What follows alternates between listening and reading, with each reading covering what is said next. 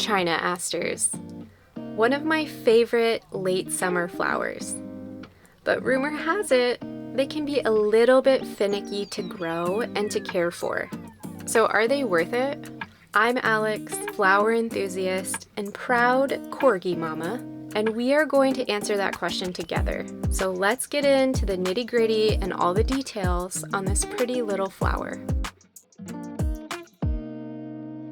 So there are many different varieties of asters. They come in different colors, different textures. Some of them are perennials, but these specifically, they are an annual. You can start these about 6 to 8 weeks before your last frost and then transplant them out into your garden when all danger of frost is gone. It's recommended that you wait until the plants have about 2 sets of true leaves. So not their little seed leaves at the bottom, but 2 real sets of leaves. And they're usually about 2 to 3 inches tall before you want to put them outside. They don't do well in extreme temperatures, cold or hot. You can also, if it works better for you, just direct sow them into the ground when all danger of frost is gone. They do best in a really rich, well-draining soil. I usually amend my soil with compost before I transplant them into the garden, and then you can fertilize them throughout the growing season. I don't ever do that just because I'm not great at fertilizing my plants. If you do fertilize them, just make sure it's a well-balanced fertilizer, because if you get anything that's really high in nitrogen, it's going to promote a lot of leafy green growth and not as many blooms. And that would be a shame, because this is the whole point, right? I find they do have some pretty specific watering needs. This is where they tend to be kind of finicky. So you want to make sure that you keep your soil consistently moist, especially when it's like really dry out and hot out. You want the soil to stay wet, but not too wet, because if they get waterlogged, they are highly susceptible to root rot. It's a gentle balance, okay? I don't know if you can tell, but these have just been like rocked by the weather. It's been a real son of a gun lately, and it's just been thunderstorms for days. But I still think that these are so pretty, even with their like yellowing leaves. They're still just like so beautiful. I couldn't let them just go to waste in the garden. Plus, asters are one of those flowers that if you keep up with deadheading, they will continue to shoot up new blooms. So that's always really exciting, because when the rain hits like it did here and you cut them back, they'll keep sending up more flowers.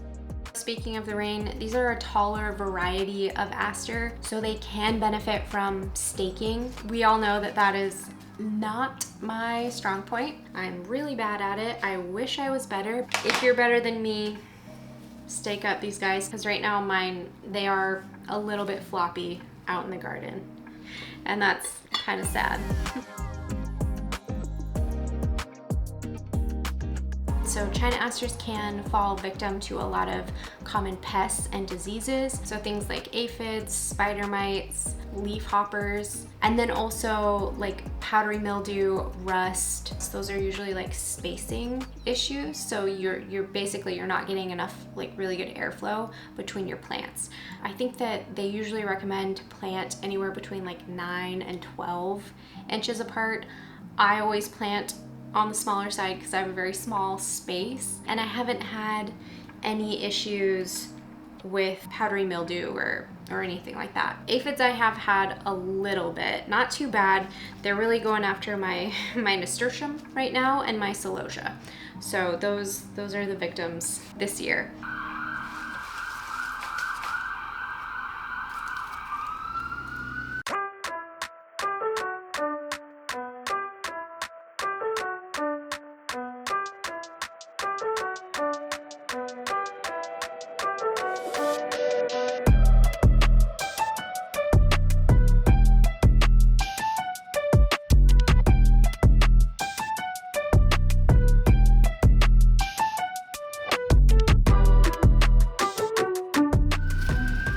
So like I said, for rust and powdery mildew, I've dealt with those before. Those are not uncommon things, but I don't know if I've just been really lucky or if maybe it's not super common, but I've never had to deal with aster yellows. And this is a disease that apparently can affect not just your asters, but your other plants as well. Like I saw coneflowers pop up a lot. And it's a disease that is spread specifically by the aster leafhopper. And I'm gonna be honest, I'm gonna have to do like a real deep dive into this disease, because while I was doing my research, I saw some like pretty gnarly photos, because it creates this like fungal mutation on the flower.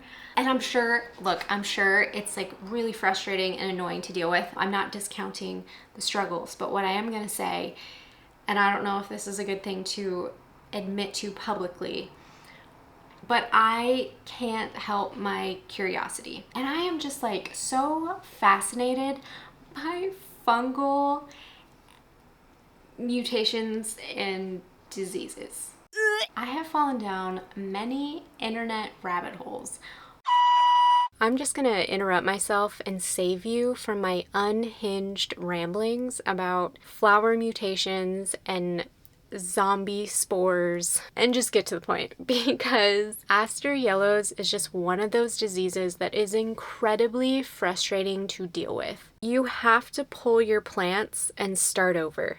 And no matter what, that's always a disheartening situation. So to keep those pests and diseases at bay, it's important to keep your plants healthy. So having a nice rich soil, proper watering, nice airflow between your plants, as well as having just nice plant diversity.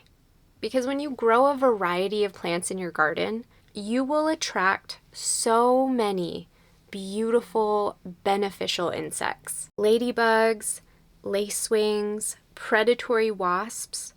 These are just a few natural predators of the aster leafhopper. So this is your sign. I'm giving you permission to make your gardens bigger, buy all the seeds, and plant all the plants. Go garden crazy. It's really the only solution that I can think of. Right? It's a strange thing to be into, but I'm into it. So stay tuned for zombie bugs and flower mutations, because I'm sure those videos are popping up soon in an area near you. I've gotten a little bit off track.